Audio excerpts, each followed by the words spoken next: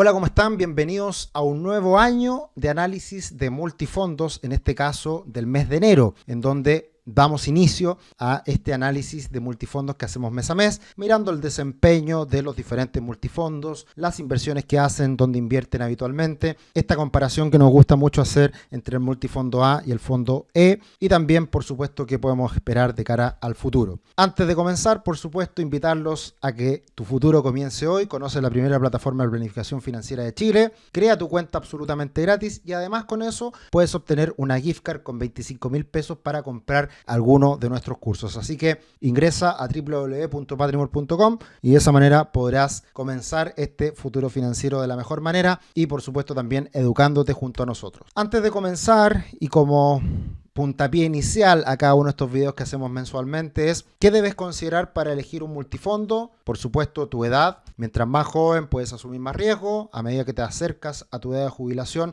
deberías ir disminuyendo el riesgo. También, obviamente, tu perfil individual, personal, absolutamente propio de lo que es el perfil de riesgo también es muy importante. Algunos somos más arriesgados, otros somos más conservadores. Eso por supuesto que hace una diferencia a la hora de elegir el multifondo en que estamos. Y por supuesto agregar valor en esta visión propia. ¿Qué es lo que tú crees que puede pasar en el futuro? ¿En qué te sientes más cómodo? ¿Qué multifondo elegir? Para eso está este video, para ayudarte en la decisión de qué multifondo poder elegir. Finalizamos el mes de enero con resultados en general positivos, ya que tanto el multifondo A, el B y el C tuvieron rentabilidades favorables positivas y el multifondo D y E caen levemente, entendiendo que también veníamos de una recuperación muy importante hacia fines del año pasado en los fondos más conservadores. Evidentemente enero y el acumulado del año, que es solamente enero, están prácticamente igual y en los últimos 12 meses ha mejorado el retorno en términos reales, quitándole la inflación. El multifondo A subiendo más de un 8%, si le agregamos la inflación es cercano al 12% lo que ha rentado los últimos 12 meses el multifondo A, y de ahí hacia abajo evidentemente menos rentabilidades. Los promedios anuales desde septiembre del 2022 a enero del 2024 se mantienen más o menos en línea con lo que ha sido en la historia: 5% y fracción en términos reales multifondo A, 3% y fracción multifondo E. En términos nominales, ¿esto en qué se traduce? En que en el multifondo A hemos obtenido retornos anualizados cercanos al 9%,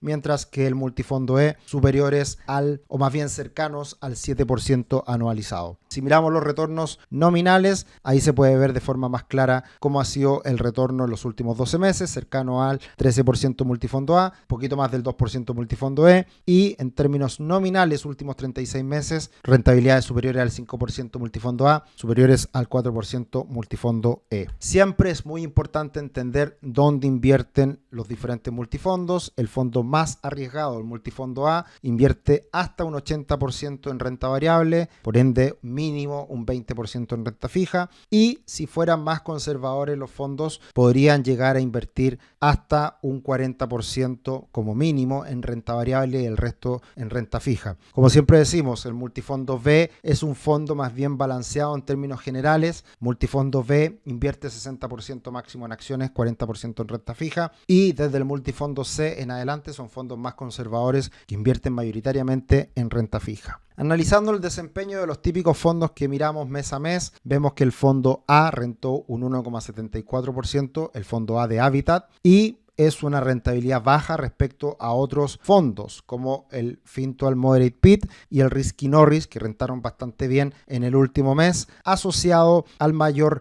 retorno que entregaron los instrumentos invertidos en Estados Unidos y también por el alza del dólar, que fue considerable en el mes de enero. El arriesgado Focus también rentando bastante, cerca de un 6% en el mes de enero. Ahora, si miramos los retornos en el último año, la verdad que están bastante más parecidos todos, y de hecho en los últimos 2 años vemos que el fondo A sale beneficiado respecto a la mayoría del resto. De hecho le gana prácticamente a todos estos comparables, solamente está por debajo del Fintual Moderate PIT, que ahí tiene un factor de renta fija nacional de corto plazo que podría estar ejerciendo una ganancia mayor en ese fondo comparado con el fondo A. Pero nuevamente en el largo plazo las rentabilidades de los multifondos son bastante favorables, bastante positivas, teniendo en cuenta otros fondos que no son comparables pero creo que tratamos de hacer esa similitud, esa comparación para ver cómo se comportan diferentes fondos en este caso. Y en el fondo E, si bien cayó un 1% en el último mes el fondo E de AFP Habitat, vemos que los otros fondos han rentado de manera positiva. La Reinvial Monetario es un fondo que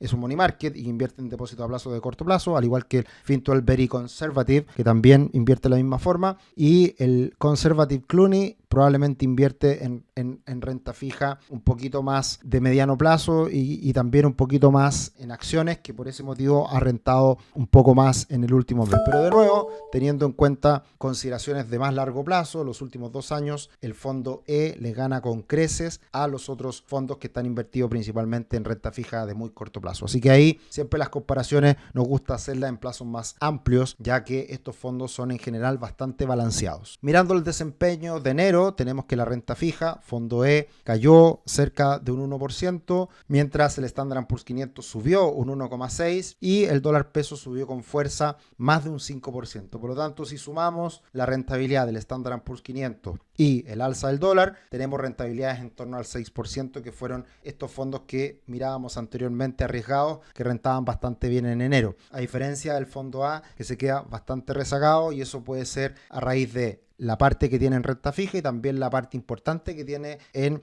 mercados emergentes, que lo sigue pasando mal, y especialmente China, que ha seguido siendo un lastre para las inversiones a nivel global. Si miramos de hecho el comportamiento del último mes de los principales índices en Estados Unidos, tenemos rentabilidades bastante favorables, sobre el 1%, y si miramos el mundo, tenemos a un China que cae en el mes de enero ni más ni menos que un poquito más de un 7%. Hong Kong cae cerca de un 10%, y por ende también países que tienen mucha relación con China y estos mercados cae, como Brasil un 6% y Australia un 3%. ¿Qué se salva a nivel global en el mes de enero? Japón subiendo más de un 3%, India subiendo un poquito más de un 2%.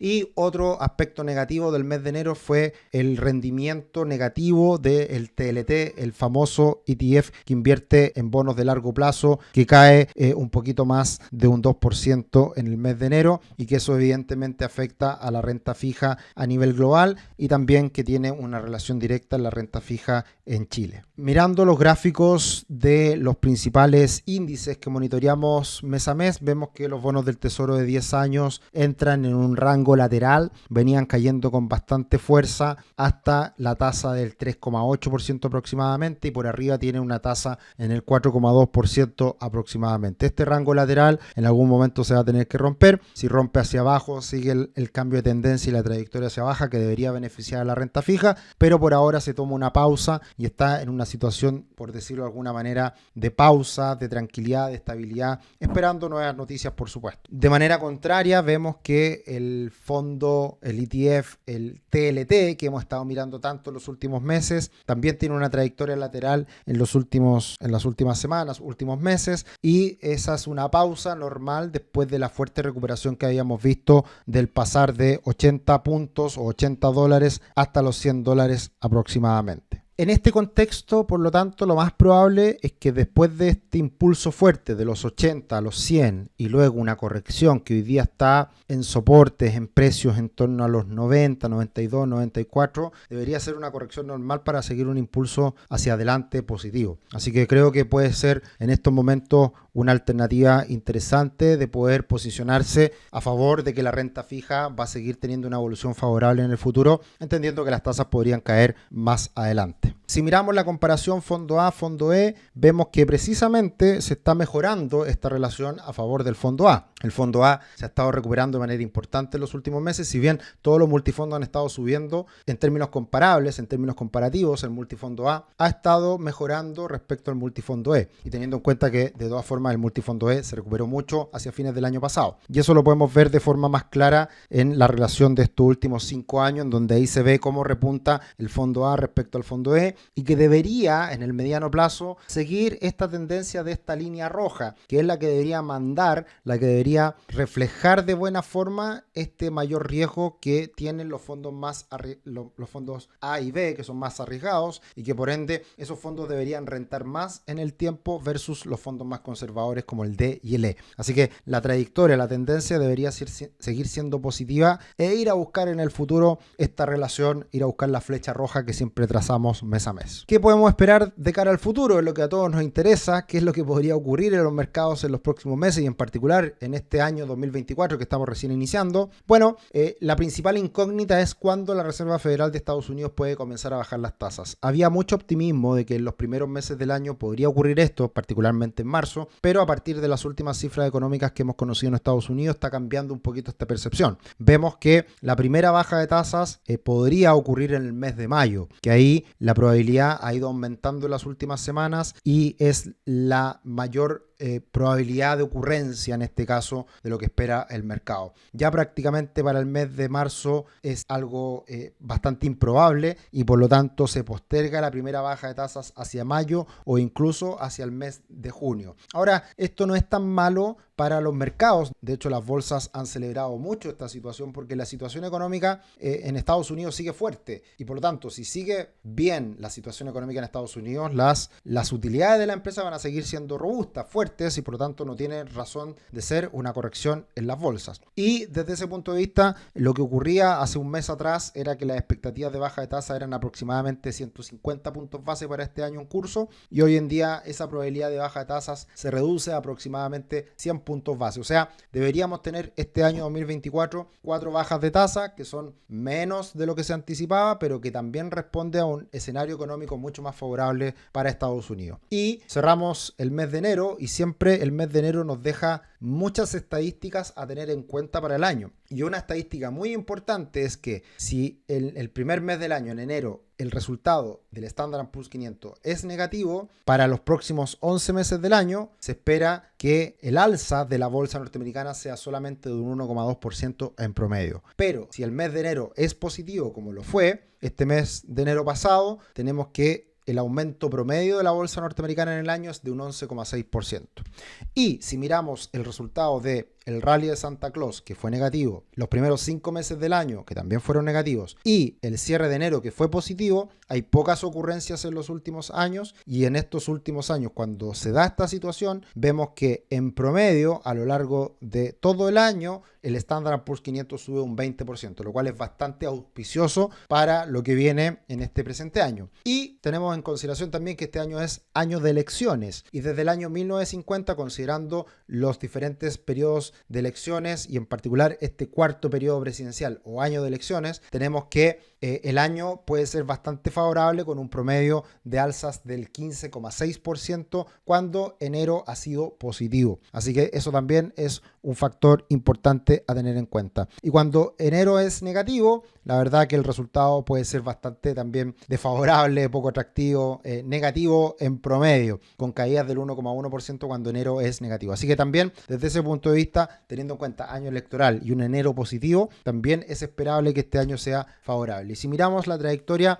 de un año electoral promedio, también vemos cómo podemos tener una curva bastante positiva con retorno a finalizar el año del 7-8% y en que el primer trimestre es algo difícil, es algo complejo en el sentido de que pueden darse ciertas caídas en el inicio de año antes de que se dé una gran recuperación de cara a lo que va a ser las elecciones en Estados Unidos de este año. Pasando a la renta fija, vimos que el mes de enero fue complejo porque la renta fija a largo plazo en Estados Unidos se vio afectada, se vio complicada por este aumento de los rendimientos y también pudimos verlo en la renta fija chilena, que ahí podemos ver hacia el final del gráfico que hay un repunte en el último tiempo y ahora nuevamente comienza a caer. Ya creemos que nosotros alcanzamos ese techo que fue BCU 10 años, bonos del Banco Central en UF a 10 años con un pic en octubre pasado del 3,38%, es decir, UF más 3,38%. Y eso hoy día está evidentemente mucho más bajo, más cercano a UF más 2,5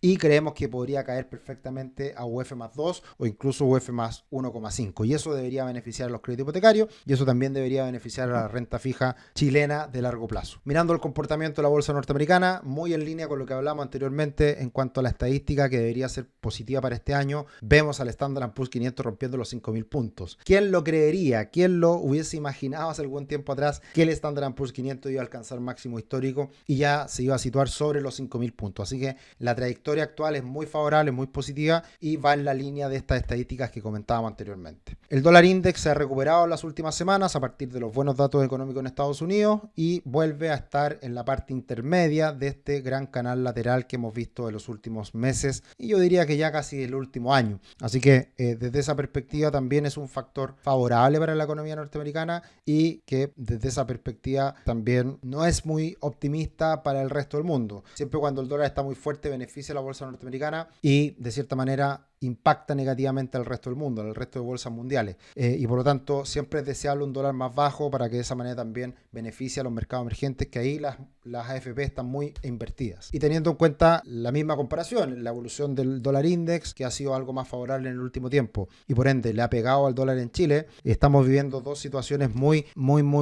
contrapuestas entre Estados Unidos y Chile. Chile muy débil, malas cifras económicas, Banco Central bajando fuertemente las tasas, mientras Estados Unidos está muy sólido y todavía no se decide bajar las tasas. Así que eso ha impulsado el dólar y si es que ya el dólar en Chile termina rompiendo los 9.55, podría ir a buscar los 1.000 pesos sin problema por una evolución técnica favorable y porque también los fundamentos hablan un poco de lo mismo. Así que esto debería seguir beneficiando el multifondo A, que está mayoritariamente invertido en el extranjero. Eso sería en esta oportunidad en el análisis de los multifondos y como siempre estaremos este año mes a mes analizando, observando qué es lo que pasa en los mercados y por supuesto cuáles son las implicancias que podría tener en los diferentes multifondos. Nos vemos en otro video, que estén muy bien, un abrazo, chao chao.